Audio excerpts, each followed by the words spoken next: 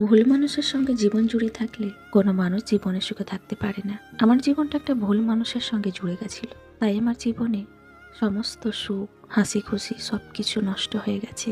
যে হয়তো ভুল মানুষটার সঙ্গে আমার জীবন জুড়ে গেছে। কারণ ছিল, মধ্যবিত্ত ঘরের মেয়ে ছিলাম, তাই বাবার কাছে যখন বিয়ের প্রস্তাব আসে যে একটা ভালো ঘরের ছেলে আছে, দেখতে শুনতে ভালো, জমি জায়গা আছে, বিয়ে দিবে, মেয়ে খুব সুখে থাকবে। বাবা কিন্তু অনেক জানার চেষ্টা করেছিল, খোঁজ নিয়েছিল ছেলে কেমন হবে। সবাই তখন বলেছিল ভালো হবে, প্রথম প্রথম বিয়ে মানে তো সে ভালো ব্যবহার করবে। কিন্তু আমার বাবা তো মানুষ দেখে বিয়ে দিয়েছিল, মানুষের বাচ্চা বা মানুষ দেখে বিয়ে দিয়েছিল। কিন্তু তার ভিতরে যে পশুর মতো একটা ব্যবহার ছিল বা পশুর মতো আচরণ মন তার থাকবে, সেটা কি আমার বাবা জেনে বসেছিল? কখনোই জেনে বসেছিল না। তবে বিয়ের প্রথম দিন থেকেই তার ব্যবহার অনেক খারাপ ছিল। তখন বয়সটা অনেক অল্প ছিল, তাই বোঝার ক্ষমতা করতে পারিনি যে কেন এরকম ব্যবহার করে, কেন সে এরকম করে আমার সঙ্গে আচরণ করে। সে দূরে দূরে থাকতো, কথা বলতে চাইতো না, কেমন একটা ব্যবহার, বোঝার ক্ষমতা হয়নি। তবে মানিয়ে নিতাম। তারপরে বোঝা গেল হয়তো সে টাকা পয়সার জন্য বিয়ে করেছিল। তবে অনেক কবার মা বাবাকে এসে বলতাম, তবে মা বাবা বলতো এরকম হয় প্রথম প্রথম, একটু মানিয়ে নে, দেখ সব ঠিক হয়ে যাবে। এইভাবেই কিন্তু আমি মানিয়ে নিয়ে জীবনটাকে পার করেছি। কিন্তু আমার সব থেকে বড় ভুল একটা ছিল, কিন্তু মানুষটার আমি সবকিছু ভুল মেনে সংসার করতে চেয়েছি। যে মানুষটা কখনো কিন্তু আমার প্রতি ভালোবাসা ছিলই না। প্রথম থেকেই সে মানুষটার আমার প্রতি নির্যাতনটাই থাকতো।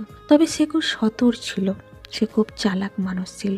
সে যে আমাকে মারধর করতো তা করতো না, সে আমাকে খুব গোপনে অবহেলা করতো, যাতে সেই অবহেলাটা আমি ছাড়া আর কেউ যেন বুঝতে না পারে। আমি তার অবহেলাটা বুঝতে পেরেও কিছু বলতাম না।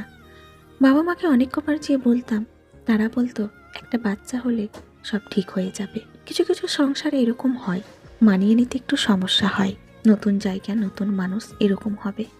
বাচ্চা হওয়ার পরে যে এর থেকে বড় ভয়ঙ্করভাবে আমাকে কষ্ট পেতে হবে, সেটা কিন্তু আমি কখনো কল্পনা করিনি।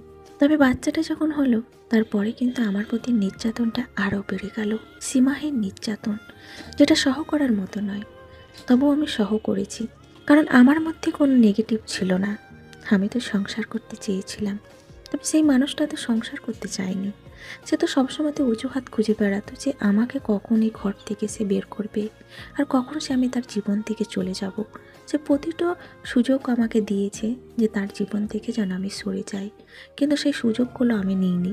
আর প্রতিবারই সে আমাকে বুঝিয়েছে যে আমি যদি তার জীবন থেকে সরে যাই তো সে অনেক ভালো থাকবে, সে অনেক সুখে থাকবে। কিন্তু সেটা হয়তো আমি ভেবেছিলাম সহ্য করতে করতে একদিন হয়তো মানুষটা বুঝবে।